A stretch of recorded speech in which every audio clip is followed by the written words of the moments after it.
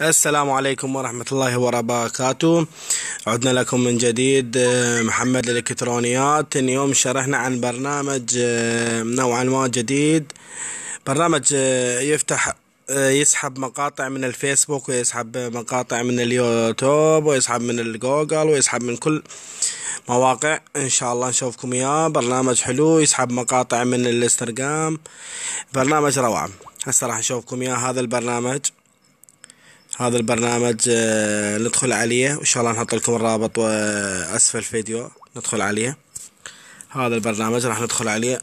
راح يطلع لك اكثر من اختيار، يعني اختيارات. هسه عندك الفيسبوك، اليوتيوب، انستغرام، برامج الباقية، مثل البرامج الباقية، تويتر، هو كله يسحب من عنده. لا دخلنا على اليوتيوب راح نلاحظ يفتح عندنا اليوتيوب.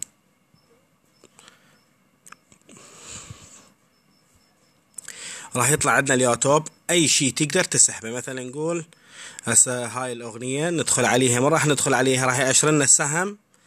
اذا نضغط راح تشتغل عندنا الاغنية. اشتغلت عندنا الاغنية. طبعا البرنامج جدا يعني روعة، حتى تقدر تسمع به. البرنامج بيه شغلة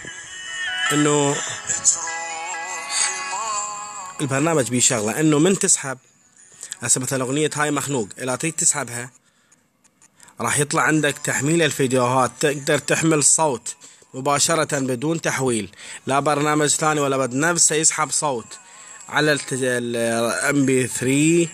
تسحب صوت. تقدر تسحب صيغة HD فول، HD MP4، يعني تقدر تسحب كل الصيغ.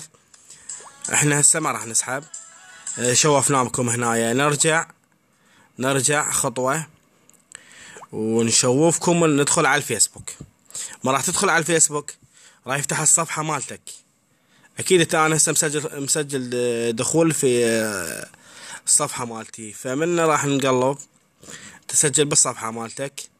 هسه هذا الفيديو من تدوس عليه راح يطلع لك كذلك السحب، وكذلك تسحب يعني من اليوتيوب، وكذلك الانستغرام. وبرنامج فتشي حلو، وان شاء الله عجبكم. وراح احط لكم الرابط اسفل وسط الفيديو. شكرا لاشتراككم في قناتي محمد الالكترونيات. بس اريد منكم دعم ان شاء الله، وان شاء الله جايكم بجديد برامج. تحياتي لكم. محمد بديالة.